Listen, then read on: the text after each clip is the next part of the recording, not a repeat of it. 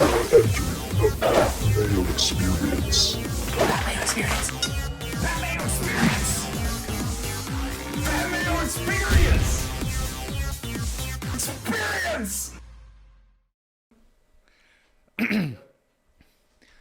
Welcome to the Pat Mayo Experience, presented by DraftKings. Week 8 best bets: the gold, the silver, the bronze. Probably going to be losers again on a cold streak. Back to like right around 500 for the year after starting out on hot fire. So hopefully we can change our methods a little bit, potentially, and try to find out what we've been doing wrong and really get back at it this week. And if we all take the same game, note, it's probably going to lose because that has been the theme over the past 2 years when we've all ended up on the same pick. So we'll see where we end up this week. Reminder to smash the like to the episode, sub to Mayo Media Network, and if you need more gambling content across all sports in your life, highly recommend that you check out the Hammer Sports Betting Network. You can get the link down in the description. Just type it into YouTube. Do that right now. Newsletter comes out on Saturday. Sub to that. That's free. Listeners League. That is $15 to play. No rake. Best tournament on DraftKings. That is also down in the description. And if you actually want to win, you should be betting props at the moment using The Sims at runthesims.com/Mayo to get yourself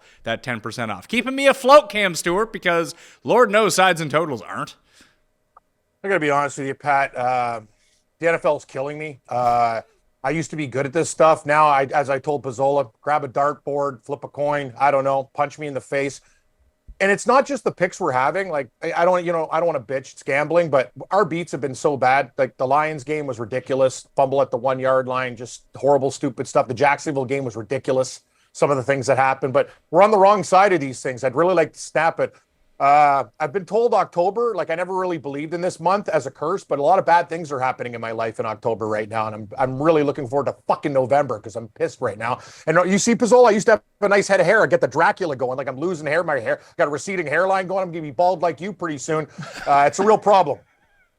Thanks, Cam. Really appreciate that. No, I love you, Pizzola. I'm just, we just bust each other's nuts. You're a good guy. That's why you're wearing your Nashville Predator, the Woody Allens, as we call them, the Predators. Yeah, I like to rotate the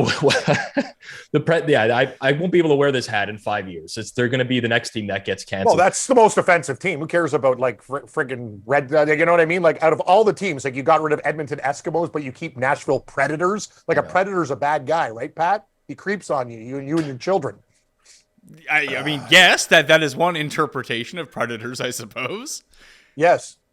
Cam watches a lot of A&E, like late Dateline. Oh, yeah, Dateline. That's the number one word. He's a predator. Like, you know what I mean? When I associate bad things with predators, breaking into your house, doing bad things. Predators are bad. They're not fun. They're not hockey teams. They're just going to make Chris Hansen their mascot, and they'll be good to go. Chris Hansen's got a lot of problems, I think, in his life. He's not going to be hosting anything for a long time. We should do something on him. But anyway, let's make picks. Well, what's going on? Oh, no, I need to know what's going on with Chris Hansen.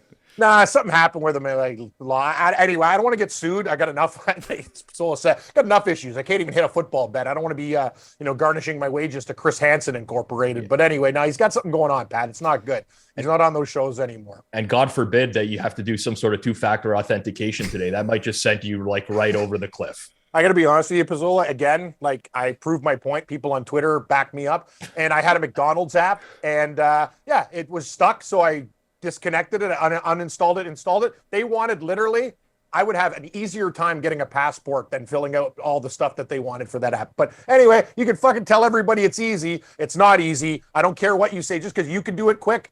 I can do other things very fast, like at the grocery store.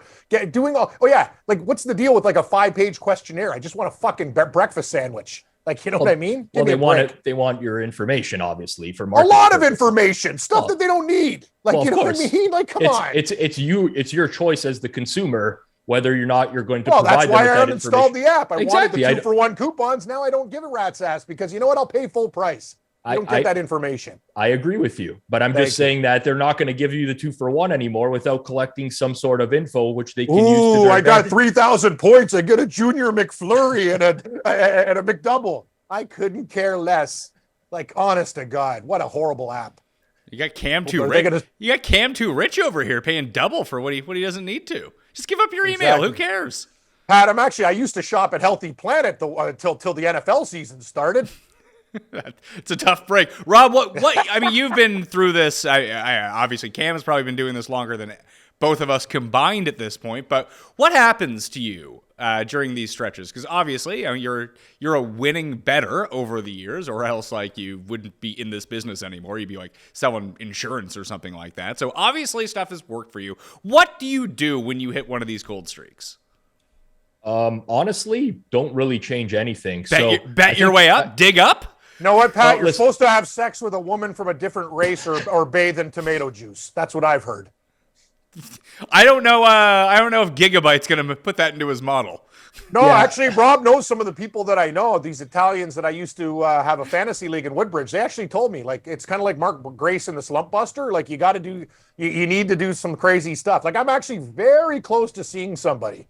Like, I might go see a tarot card reader or one of those people pretty soon, because I don't know what the hell's going on. Like, these bad beats they're consistent. Well, yes. I mean, you can always just call Miss Cleo. That's fine. I mean, because the Italians in Woodbridge said so, I might have to just go get like a Portuguese hooker or something like that, and that's going to that's too close to Italy. I was thinking more like Guyanese. Okay, sure. You got to get out of Europe, Rob. Anyway, okay. Got to go to a different continent. Sure. Yes. Iceland. Who knew? Well, it's the same continent. Iceland is actually very it's still Europe as well. I mean, I know is Europe even? It is. Is Europe even really a continent? Isn't it just an Asian subcontinent? Eurasia. That's what it really is. The That's problem what it's called. The real problem with Iceland is that I've been to Iceland before. 9/10 of there's no people there. All you see is sheep, basically goats, and I'm not a goat fucker. Oh, personally, sheep make good lovers. They don't argue with you. They're warm. Wool? Can't you sell wool, Pat, when things are going bad? Bags of wool to somebody? It sounds like a pretty peaceful life. Buddy, I used to live in Yellowknife. I'm not even joking. I know people laugh at me. It was one of the best years of my life. I had no, honest to God, I wrote for a newspaper, Rob. I just drink, party. Sun was out till 4:00 in the morning. I walked to work, walk home. I got to be honest with you. The quiet life's actually really nice. I had very little stress. I went fishing. It was good. Those Yellowknifers don't have to worry about 2FA over there. I mean, that seems to really be the cause of your stress. 2FA? What's that? What are you talking about? The codes. Oh, the codes. Okay. Why don't you just call them codes? 2FA. Well, what are you, my tax guy? I'm the Gigabyte. I'm going to call it by the real name. You're going to call me Gigabyte. I'm going to stick with the technological. I call you. I know you're Paul Predator today, but anyway, that's who you are. Oh, Pat, what are we going to do this week, buddy? Well, we're going to keep grinding, man. Yeah, we're going to keep grinding. We were 1-2, gold, silver, and bronze last week for a very sterling 3-6 week. That brings us to 11-9-1 on gold picks, 10-11, now below 500 on the silver picks, and 10-1 on the bronze pick. So essentially, we've paid the vig so far this year, Rob. Yeah, we've juiced out is what we would say. I mean, listen, it's not been a bad season by any stretch of the imagination. I don't actually believe in hot streaks and cold streaks, okay? I'll tell you why. There's nothing I'm doing differently on a daily basis. There's nothing Cam's doing differently on a daily basis to handicap his games. Pat, there's nothing you're doing differently. We're all just succumbing to the random variance that is sports. And when you bet on the NFL, more of the NFL, and there's so few games on a weekly basis, it's like poker. It's like you just remember all these bad beats, but it's going to balance out over time. We had a very hot start to the year. We outperformed expectations at the beginning of the year. We probably won games that we shouldn't have won. We never talk about that type of stuff because we just soak it in. But now we're experiencing the other side of it. It all balances out in the end. It really does. I hope so. Yeah, this is no different than poker bad beats or anything like that. You always remember when it goes against you. You don't remember when it goes for you. True. I remember one week, one of my silver picks, and I had a ton of money on the Jets to cover the 6.5 against Cleveland. If Nick Chubb just slides at the 1 yard line, they lose by 14. They lose by 14. Exactly. Instead, the Jets win the game. So it's like, all right. But so you have to keep that stuff in mind when you're going, I'm ready to get back on track, and I am changing my handicap this week, Rob. We'll get into the gold picks right now, and here's what I'm doing. The last few weeks, I see these numbers, I was like, I don't understand why the number is this way. They must be baiting me. So I'll be the super galaxy brain guy, go against what I think is going to happen because they're just trying to trap me with this number. And I lose every single time. Gold pick, Tennessee, -2 at Houston. Houston sucks. Tennessee's okay. Good enough for me. Last year, they were favored by 7 and 9 against Houston. Houston might actually be worse this year than they were last year.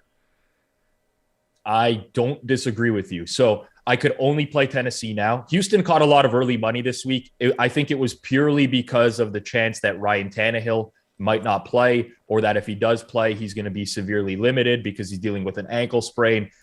Everyone's kind of looking for the Tennessee's kind of developing that same thing that the Giants developed, right? It's like they're not nearly as good as the record indicates. This is a team that we got to fade, but you also have to take the number of the game into account. And now you just basically need Tennessee to beat Houston. I agree with you, Pat. I think that this is, I don't view anything in market as like a trap line or anything like that or whatever. I just think that Houston is not being priced in a range where they typically are priced. They're being upgraded because of the injury to Ryan Tannehill. And I don't think the Texans, I'm never taking the Texans at +2. I mean, against anyone, really. I kind of like the Texans, but we'll move. I'm not betting it. Here's my lean. Here's the issue with the Texans. I don't care. I mean, if you put in Malik Willis instead of Ryan Tannehill, I don't think it's going to change anything, because there's one thing the Texans can't do is stop the run. The only thing Tennessee wants to do is run the ball. And they just happen to have this guy who I know Cust can tackle him, but I don't know about the Houston Texans. Right. Jonathan Greenard is not a household name. Nobody really knows who this guy is, but he's a defensive end for the Houston Texans. He missed last week's game. He is, in my opinion, one of the most underrated defensive players in the league. And without him on the field, if you look at Houston's defensive splits, they are completely lost. And he will be out again this week as well.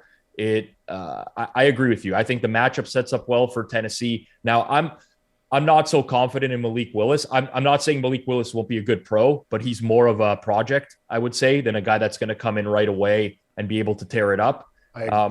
So come on, what do we see? And you know what? He's a kid, but the Bills game, he's raw, Rob. And if Malik Willis starts, I think Houston, even at +2, would be a very good bet. No, because I know they want to run the ball, but the Texans will have a game plan. Yeah, that's the thing. Let Malik Willis beat you. Yeah, and Malik Willis will, without ever throwing the ball. He won't need to throw in this game.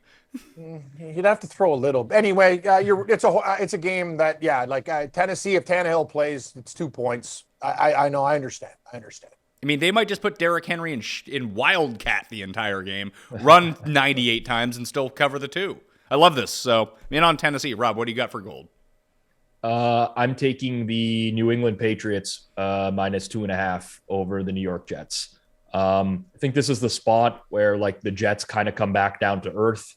The last 4 weeks, 3 of the last 4 weeks, they've played backup quarterbacks or rookies. So they've played Brett Rippon, Kenny Pickett, Skylar Thompson as well. I think the Breece Hall injury is huge for the Jets. I think he was I'm not a running backs don't matter guy. I think a lot of people are in that boat of they're all just interchangeable. I don't actually believe that. I think Breece Hall was a huge playmaker for the Jets. I think Elijah Vera Tucker being out is a huge injury for the Jets, considering they're already without so many offensive linemen, whether that's Mekhi Becton or George Fant or Max Mitchell. But I just don't have any faith in Zach Wilson at all. He's ran 126 plays this year offensively. He's 27th of 31 quarterbacks who've ran 126 plays offensively in EPA per play.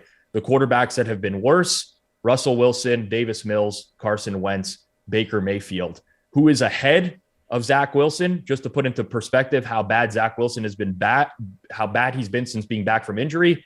The quarterback ahead of Zach Wilson in EPA per play is Matt Ryan, who is getting benched this week and will not see the field ever again.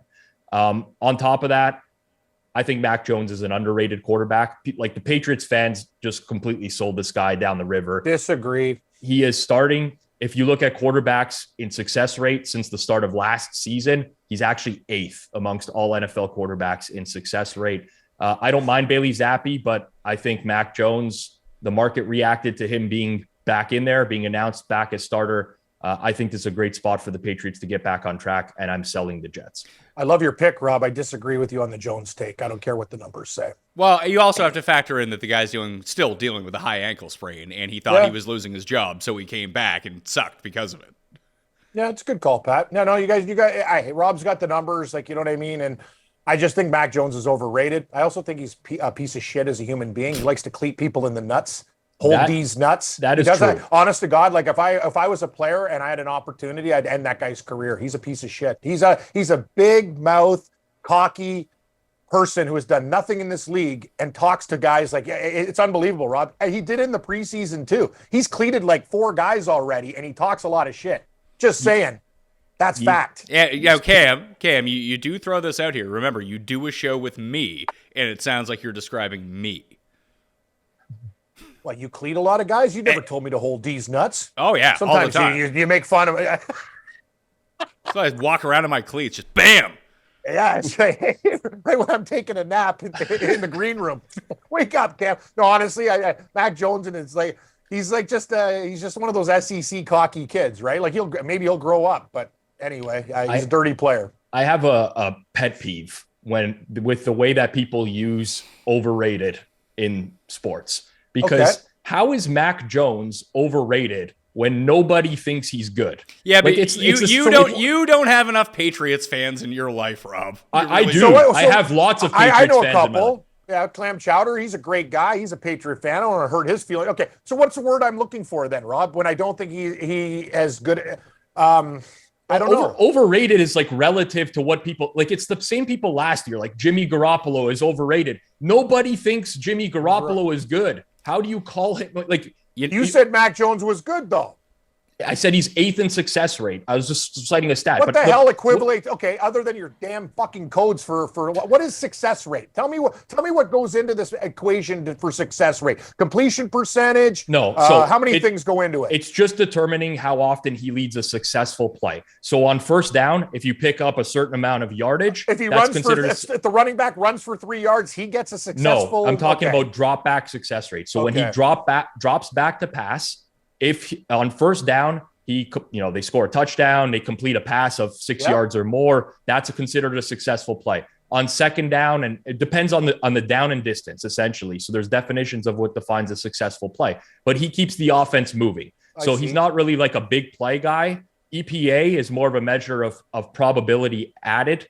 And essentially, like if you're a big play guy, you'll notice that more in EPA than you will in success rate. But he's a consistent, like decent option, and people just shit on the guy. Like, look at the Patriots made the playoffs last year with Mac Jones as a rookie. Yeah, you're right. I love your pick, by the way. Like I almost like New England literally is like my 3rd or 4th pick. So I think they're going to take care of business too. I just don't like Mac Jones. I would go out and definitely bet some Bailey Zappi offensive rookie of the year right now, because now that I've done this Mac Jones rant, he will get pulled in the second quarter of this game. You can't bet it, Rob. The line went from 50-1 to plus 650. It's just you lost your value there, right? I mean, there's only two. I feel like there's only 2 players in contention for rookie of the year. It's either now with Breece Hall out. It's Kenneth Walker. It's Kenneth of Walker. The Seahawks. It's Kenneth Walker or it's Dameon Pierce.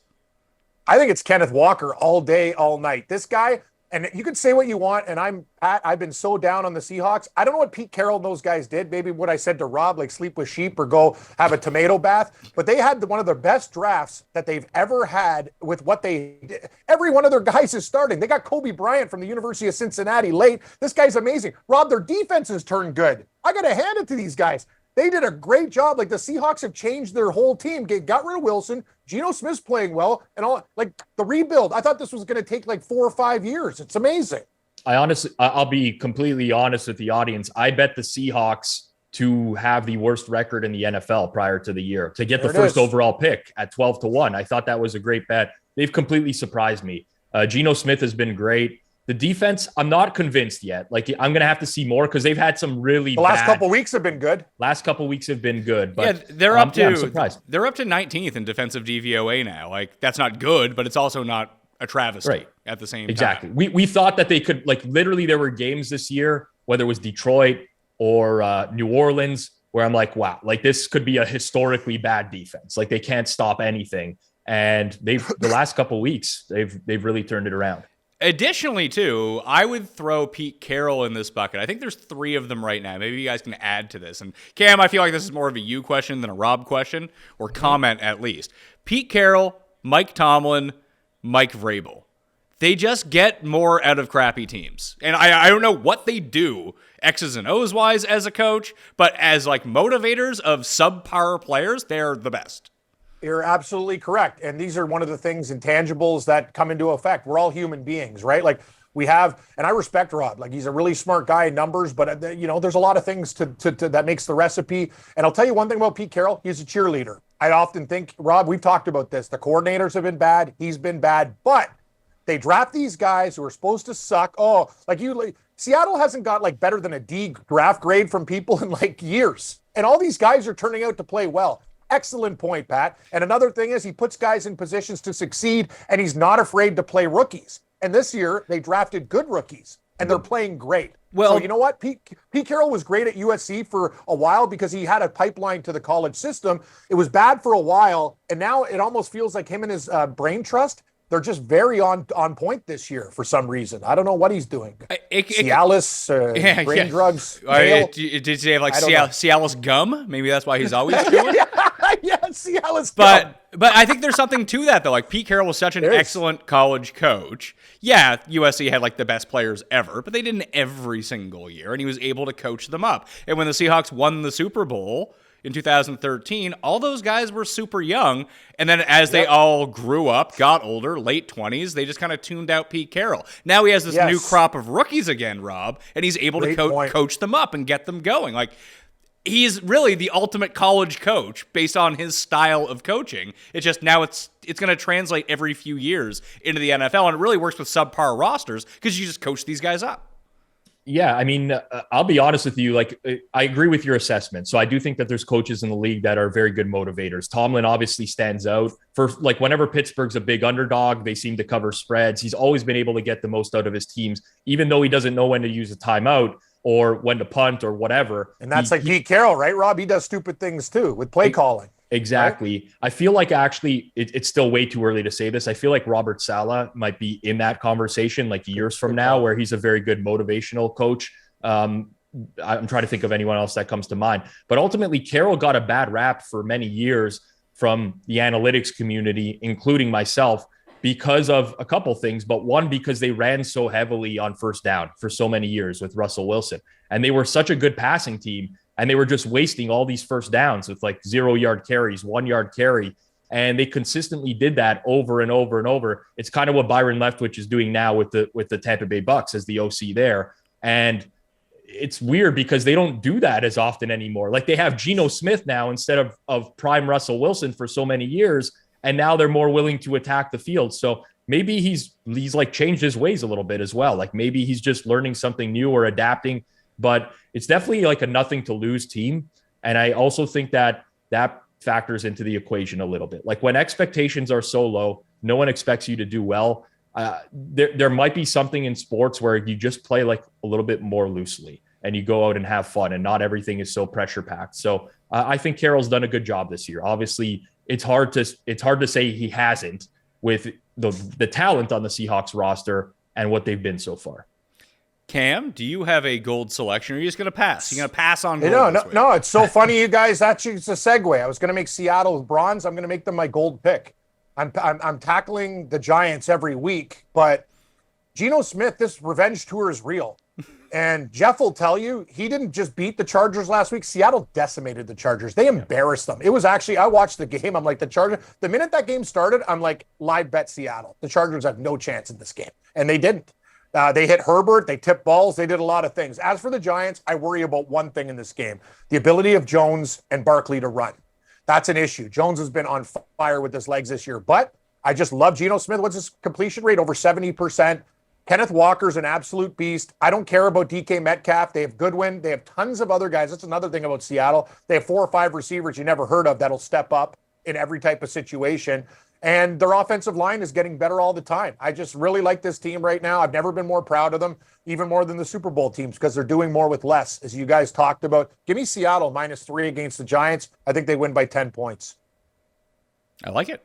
I am just saying, the Giants take my money every week, so I just don't want to bet on. They take my money too, Pat. And instead of being smart and just like saying, like the bully is beating me up every day, like I keep on coming back and think I'm going to beat him up. This week I'm going to pull a Homer Simpson, throw some sand in his eyes, and pull a Mac Jones, kick him in the nuts, And then we'll come back and we'll knock them out. I'm telling you, I really believe this. Geno Smith too. He's playing so loose. It's so fun to watch. Like this guy, I'm really proud of him. Like he got mocked his whole career, and now all of a sudden, Russell Wilson's crap. He's the good guy, and Geno Smith is playing great. Good for him. He showed perseverant, and now he's getting rewards for it. The guy who used to hold a clipboard, now he's one of the best. What is he ranked right now, Rob? But he's behind Allen and somebody. He's like the third-ranked quarterback in the NFL, like in total. He's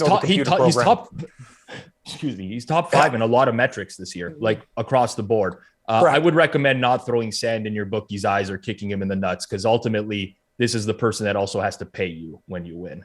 Like it won't be great. I wasn't considering bookie or anything like that. Well, you said you're gonna throw sand in the bookie's eyes and kick him in the nuts. I said some, but I didn't say the bookie, but you know what I meant. Well, so what am I going to do? The virtual company that is DK or one of these? Well, I would say, like, if you are dealing with a bookie. No, I'm not going to bring Johnny Knuckles down to the house and go, hey, here's a tip, and hit him over the head with a frying pan. No, that's not. That's what I'm saying though. Like you wait till you collect the money. Then you can do that stuff. Then you can kick them. I prefer not to. I prefer to have a good relationship, so I get a bottle of vodka and a gift bag at the end of the year, even win or lose. That's the way it works. Anyway, give me Seattle.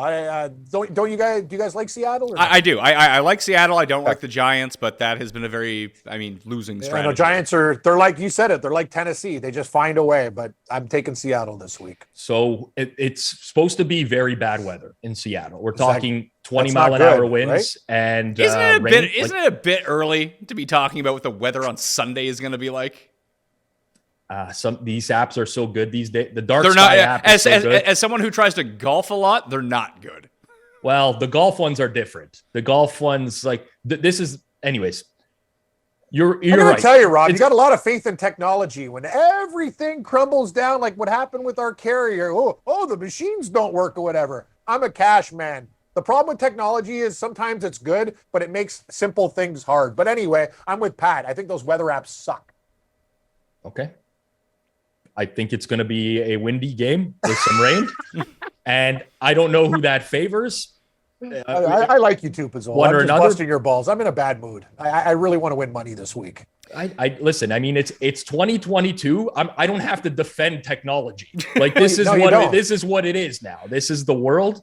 And I think technology has bettered my life personally. It's made mine more miserable. I love pens and paper, and that's just the way it's going to be. I feel like the old guy, get off my lawn. I don't care. No, the technology's done some good things, but it breaks down a lot. Anyway, let's. You know what's nice though, Cam, when you can go to the TV and you can go to an assortment of different Dateline NBCs and pick whichever one you want on the streaming service, instead of having to be available at the same freaking time every single week. And there's 3 other things you want to watch at the same time. That's how it's. I agree with that. The problem is though, even if you buy the $200 damn cable package, it still buffers. You know what I mean? Like I got everything and it does. And you can't tell me that companies can't suck through and make it a worse signal so you buy a better package. And if you tell me that's not possible, I'll tell you you're lying. Anyway, I don't want to get in trouble because I do work for a lot of different people. But it's fact. What will help with the signal is if you actually take a bath in tomato juice or if you have sex with someone of a different ethnicity as well. That will help with the signal. What, the cable? It will improve. Okay, you won't have the buffering anymore if you do a tomato juice bath and have sex with someone from Iceland, particularly. So what are you going to do? What are you doing to me? I'm taking my modem and we're going to roll upstairs, start plugging some things in. You said overrated earlier as it pertained to Mac Jones. I think I feel bad for saying that now. No. I'll use a different word. No. When you say overrated, I did want to throw a name at you, Cam.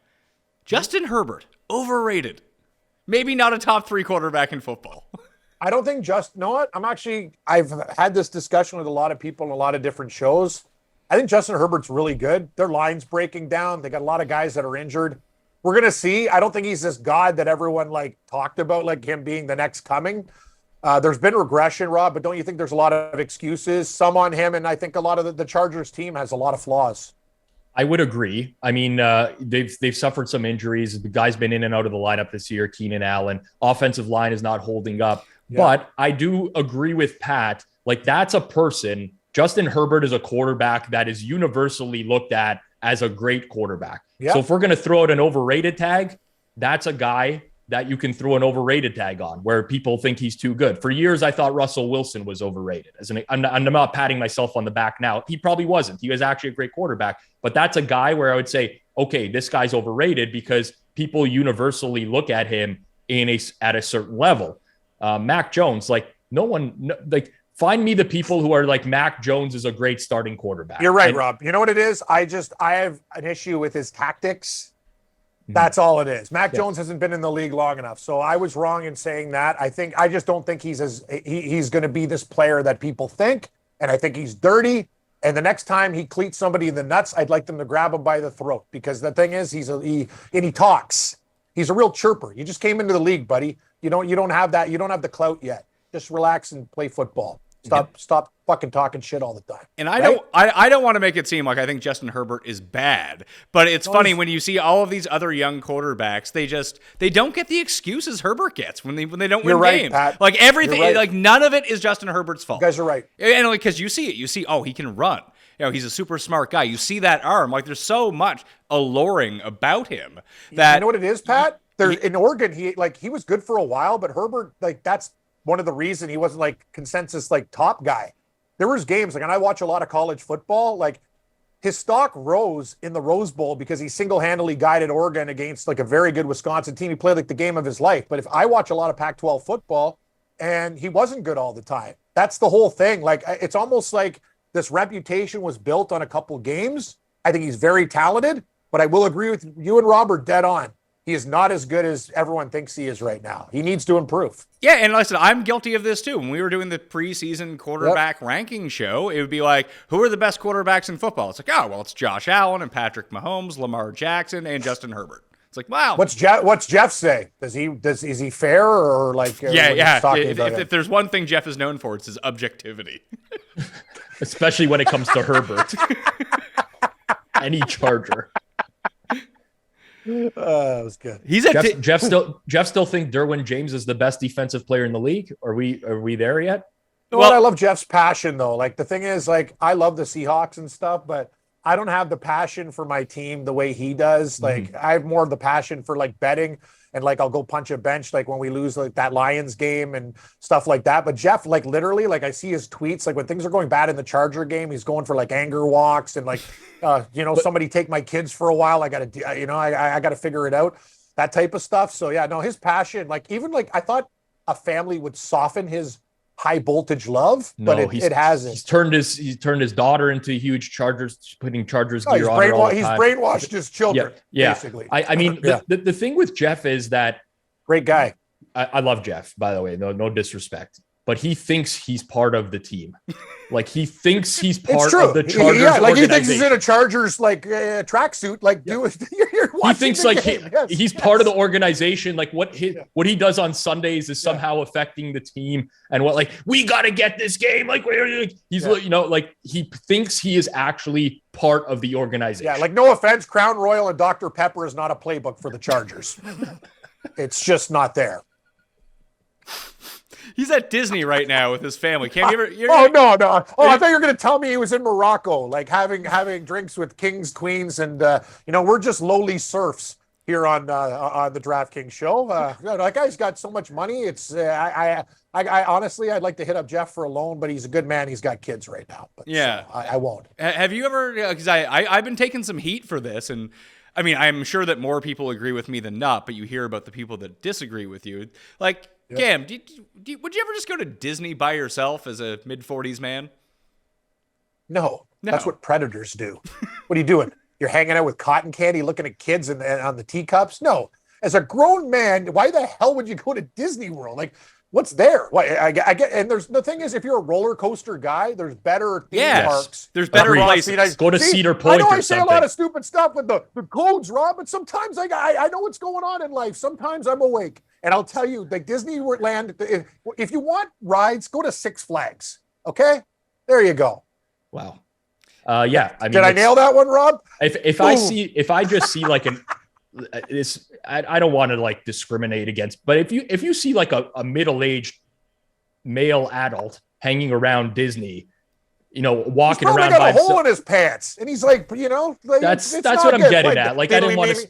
Yeah, exactly. Keep him away from anybody I know, children, friends of the family. Like, yeah, the guy's creeping. Like, what's he doing there? He's just like leering and, oh yeah, hey kids, having fun at the park. He just really enjoys like Harry Potter world or something. Like that's not even there. It's at Universal or something. You can just you would know watch that, Rob. watch TV. You don't have to leave the house if you like Harry Potter. Just lock yourself in your dungeon, freaking as you say. Just put the screens up. Let's go. Well, I did theorize that like there's probably a lot of hookers around Disney, right? Like, you got I'm not saying yes, for single men, like, hey kids, go to the daycare, and I gotta believe or someone's just like, hey, the wife, you take the kids out to the park, you're gonna slam some hookers over here. But someone told me that it's not so much a prostitution ring that's around Disney, but like Tinder and these apps are really big for the people who work at the park, that they stay in costume and then the transaction works that way. That's the thing, Pat. Like, you could have like 50 Snow Whites there. You don't know which ones are banging. Like, that's the thing. You could do a lot of, like, you bring up good points again. That could be very like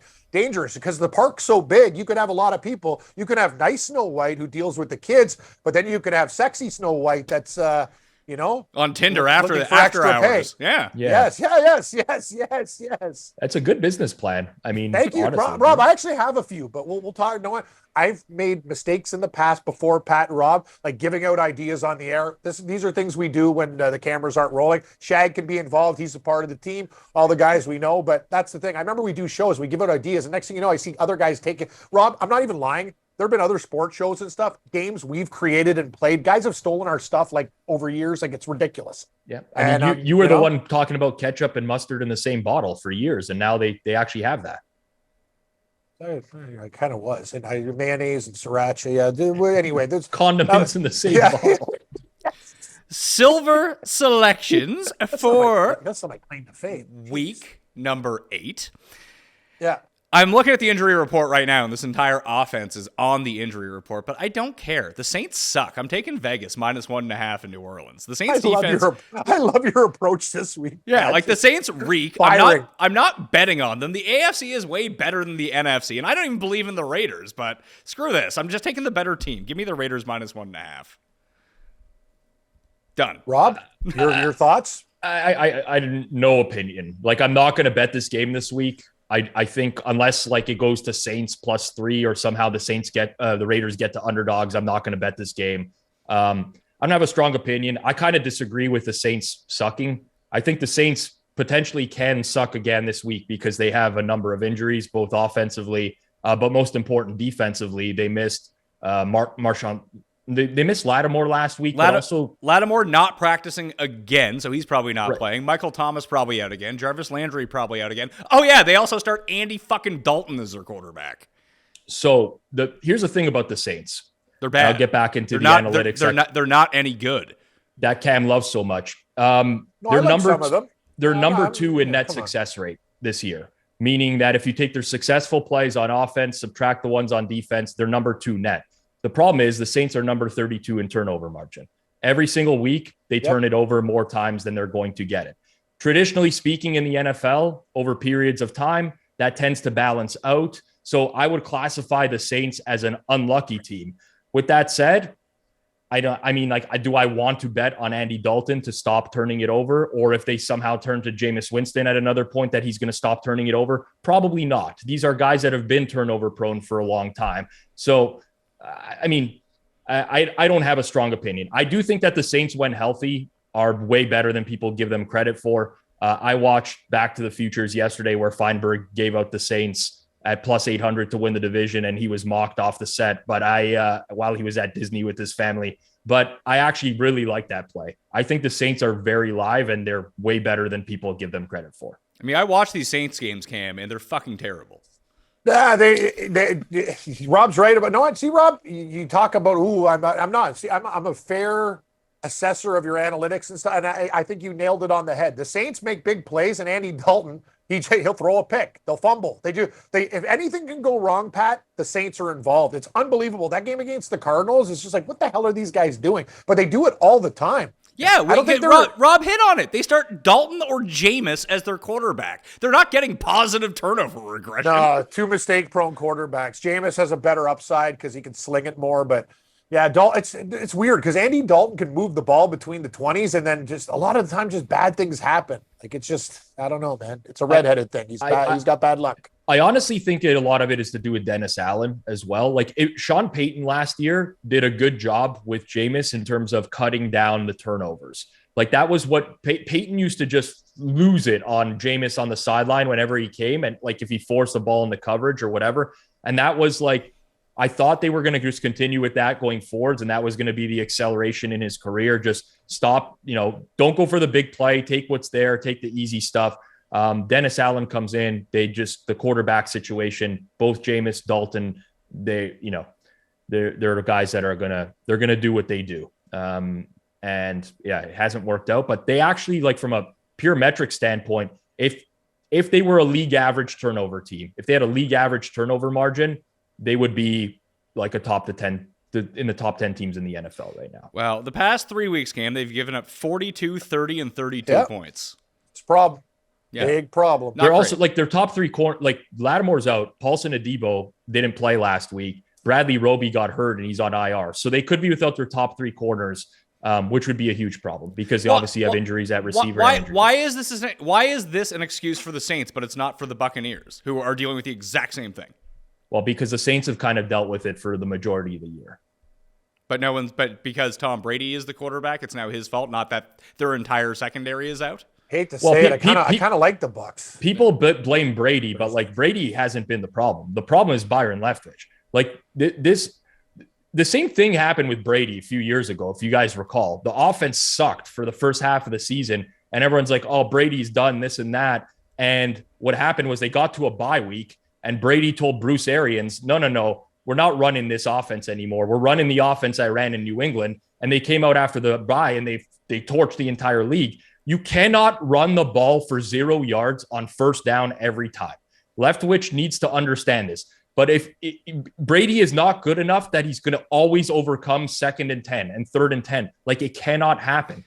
And until they fix that, their play calling, the offense is going to suck. They cannot run the ball. They can't run on anyone. They've already played Atlanta this year, who can't stop the run. They couldn't run it on them. They played Green Bay, that couldn't stop the run. They can't run it on them. They can't run it. They need to just realize that they are a passing team. Let Tom Brady, the greatest quarterback ever, throw the ball to good receivers.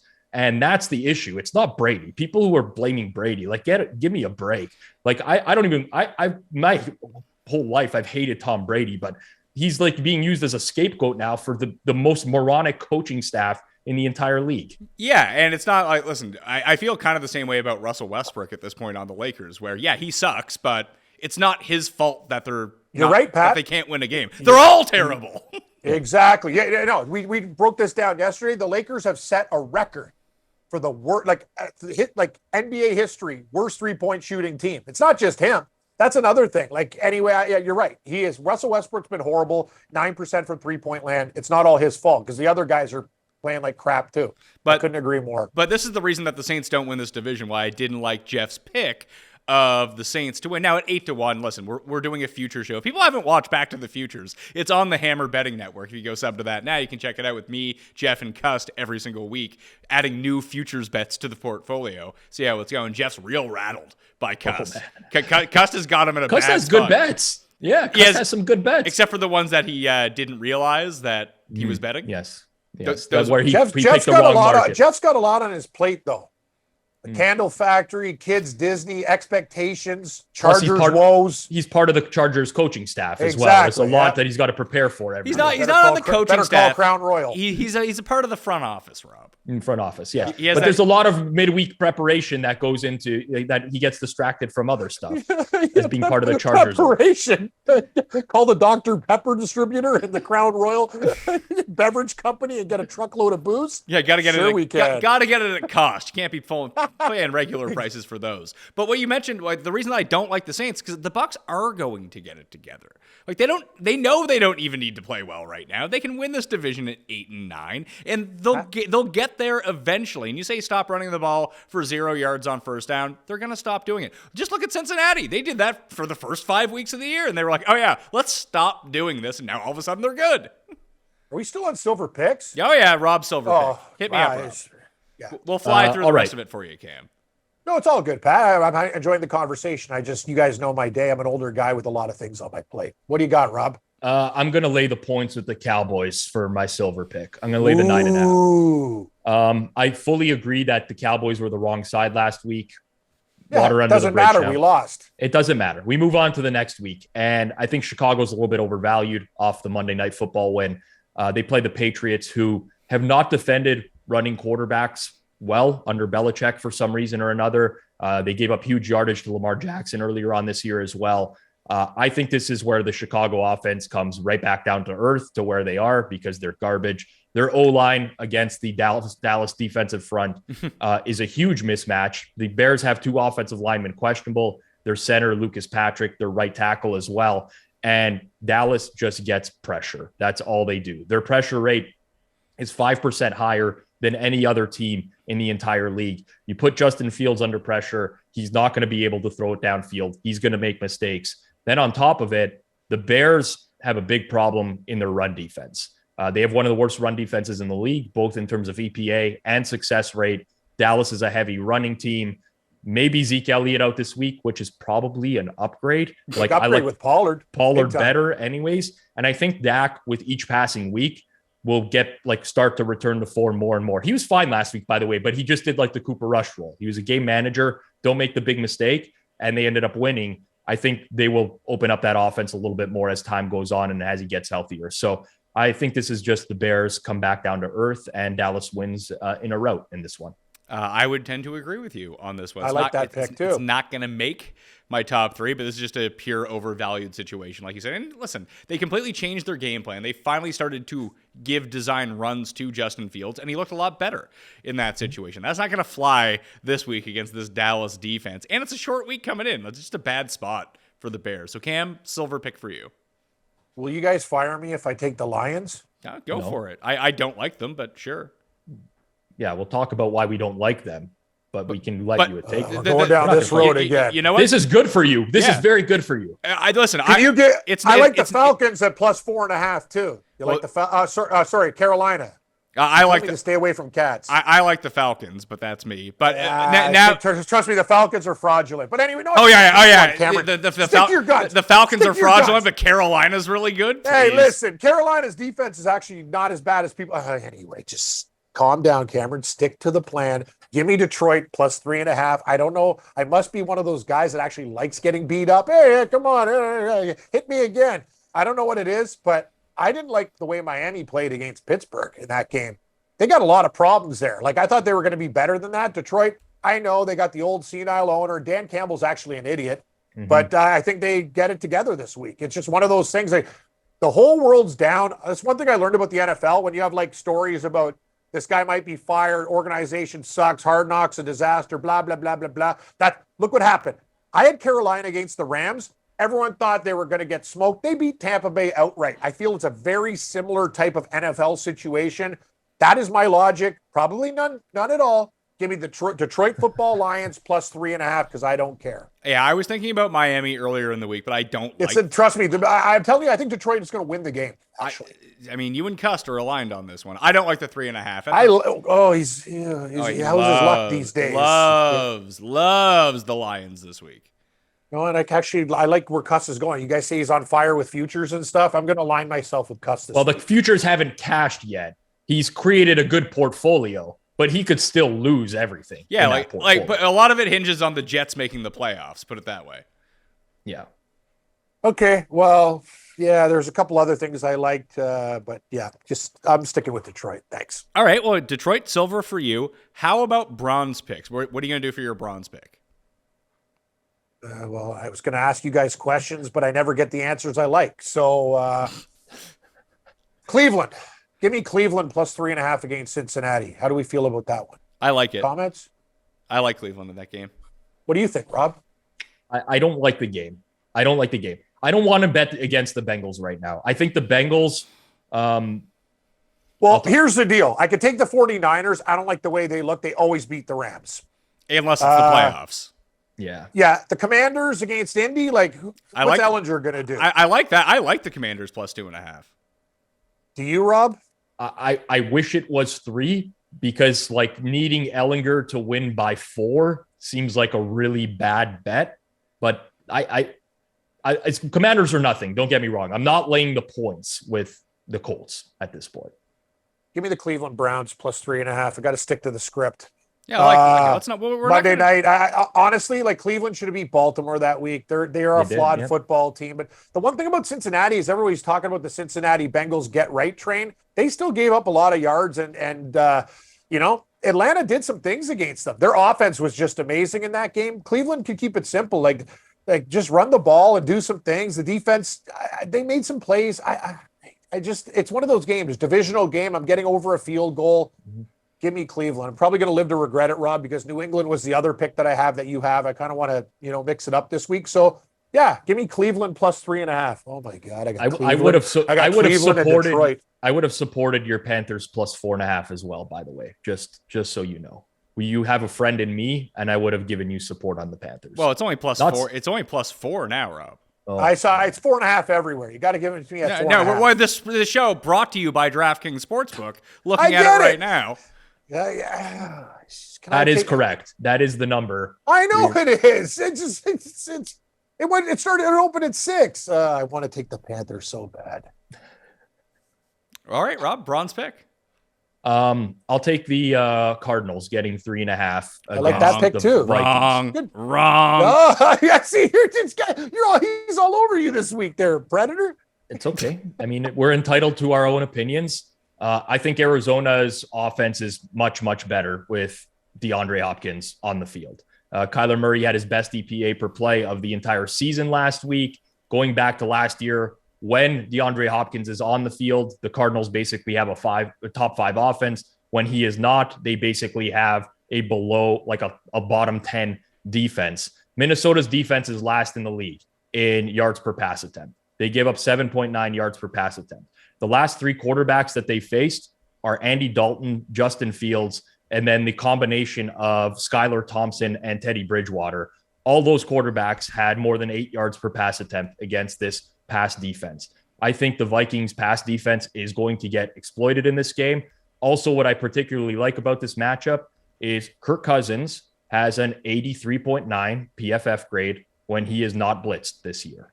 When he is blitzed, his PFF grade is 50.4. His turnover-worthy plays go from 2% to 5.9%. This has been the story for Kirk Cousins' entire football career. When they blitz him, he sucks. When he has time, he's fine. Vance Joseph, the defensive coordinator for Arizona, has the second highest blitz rate in the entire league. They send pressure with Arizona's defense. Strip out the KC game week 1 because their entire secondary was hurt. Since then, they have been number 8 in EPA per play. They've played the Eagles, they've played the Raiders, they've played the Seahawks. It's not like they've played a bunch of garbage offenses. Meanwhile, Minnesota has played Green Bay week 1 with a ton of Green Bay injuries. Week 3, Detroit, bunch of Detroit injuries on offense. Week 4, New Orleans, entire offense injured as well. Week 5, Chicago stinks. Week 6, Miami's quarterback injuries as well. And that was a game Miami dominated, by the way. Didn't reflect in the final scoreline. I think Minnesota's a fraud. I think Arizona's on the ascent. I will take the 3.5 points with Arizona. I think they're actually going to win the game. Will you guys please give me Carolina at plus 4.5? Please? No. Well, you already took Cleveland. We could give you Carolina plus 4.5 at the point minus 120 or minus 125. You would have to pay the additional vig. Oh, so what am I going to do? Send Pat some PayPal monies or like? Yeah. Well, you're going to let the viewers know that you're buying a half point to get to 4.5 that number. You know what? Screw it. I want Carolina as my pick instead of Cleveland. An unprecedented turn. This can only end one way, by the way. Badly? This ends with Atlanta winning by 34 and Cleveland winning outright.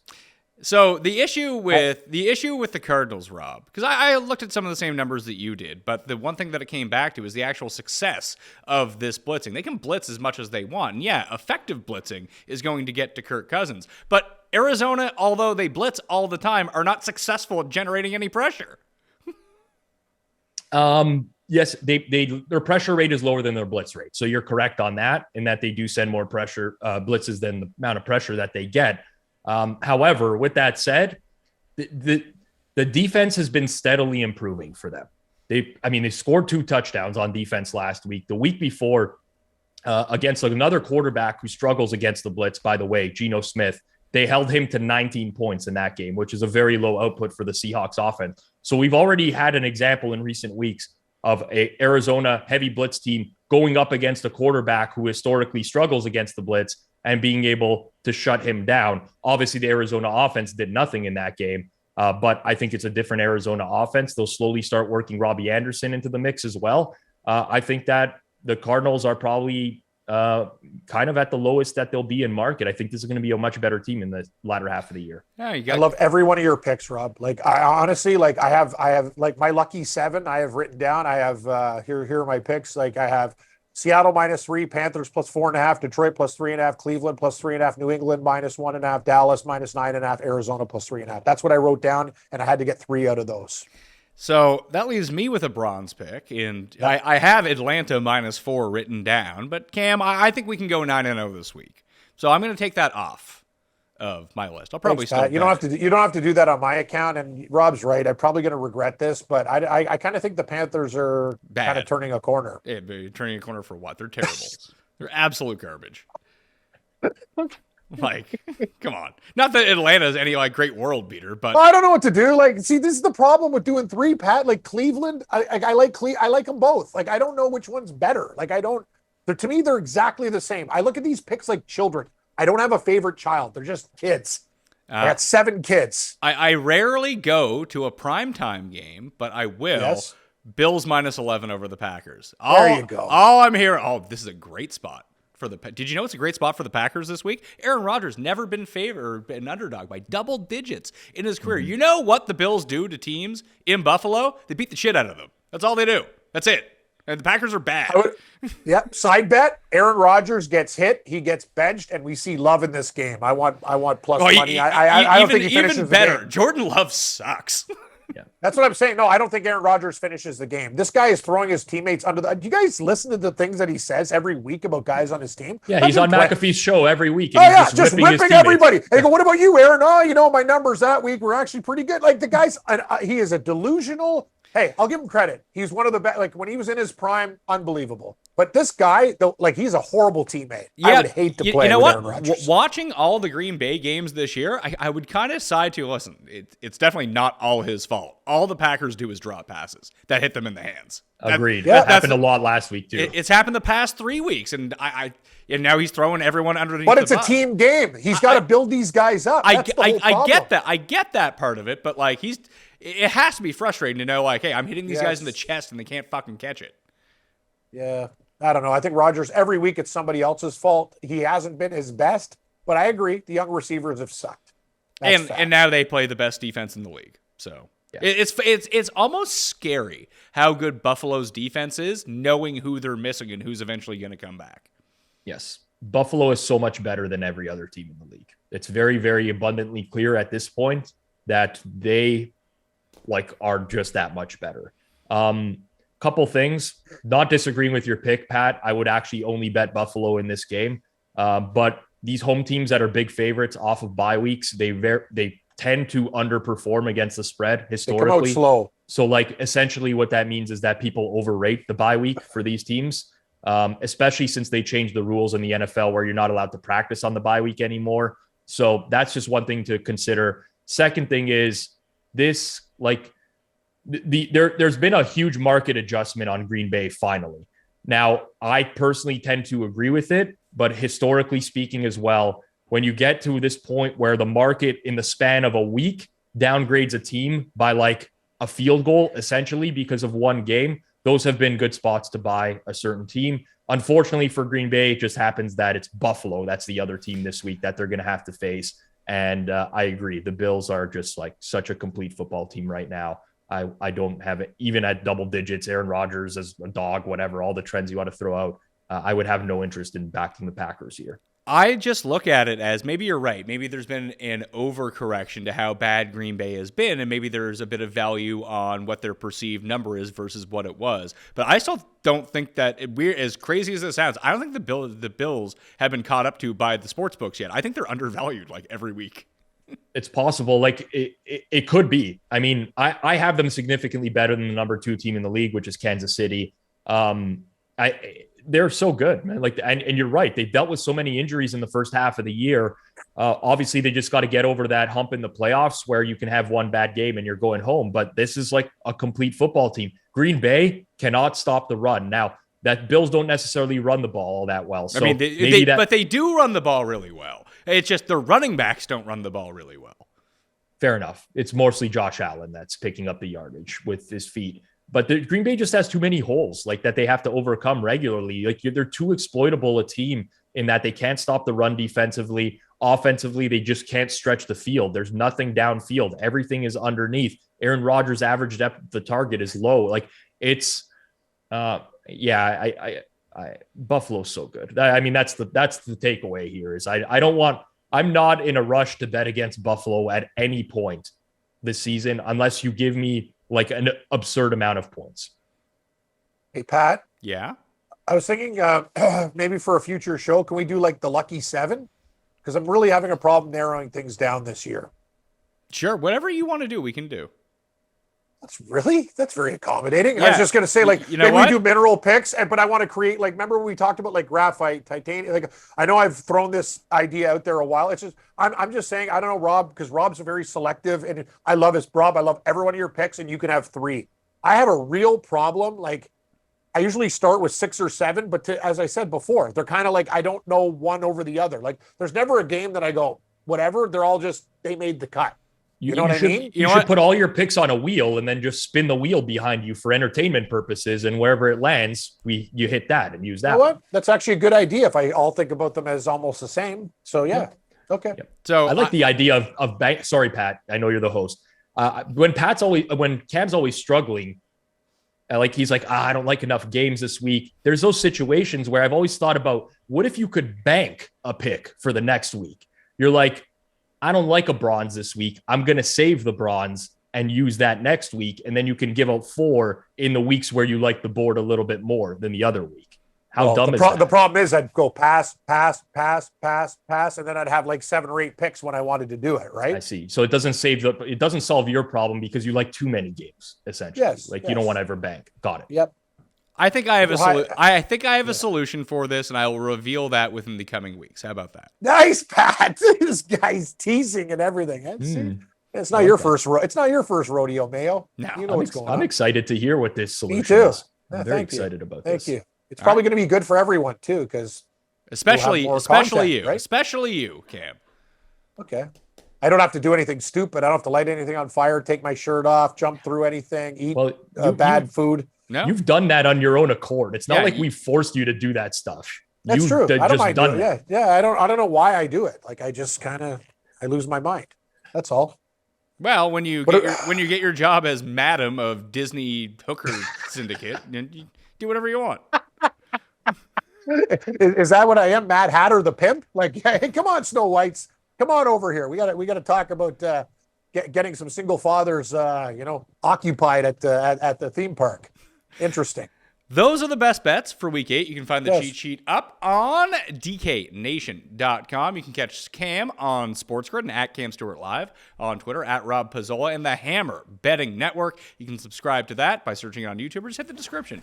You can find it down there as well. I'm Pat Mayo. We'll see you next week. Pat Mayo Experience. That's one thing. I don't steal people's food. You did. I kind of leer at it, but I don't steal it. You did take my sub on the first day of work. That's literally my first day that's of paying work. the toll. Right? You're doing plates. Yes. Like, hey, there's lunch. You just randomly found a sub and said, "Hey, everybody, free subs!" And who keeps a sub on a drawer? Like it's just like you kept it on like it was a piece of furniture far away. Like if I have a sub, I keep it in my area. It was like literally in the middle of nowhere. Like if there's a sub sitting there. Well, it's mine. I thought you actually sniffed it out. If I recall, what happened was Richard Gardner saw me about to eat this sub, and he said, "You're not going to eat that here, are you?" And I said, "Yes, I was planning on eating it here." He's like, "If Cam sees that, he's going to want that, so he better hide that." I'm like, "Okay." So I literally wrapped the sub back up. I put it on a shelf underneath my winter jacket. It was not visible. and you walked out of the studio. You're just talking regularly, and then you just, it's like you caught the scent, and That's true, actually. You actually sniffed out the sub, grabbed it, proclaimed, "Hey, everybody, free subs," and then sat down and ate the sub. What a shithead I am. I don't even realize they do these things. Pat, I got a real problem. I can't be doing that stuff anymore. Experience!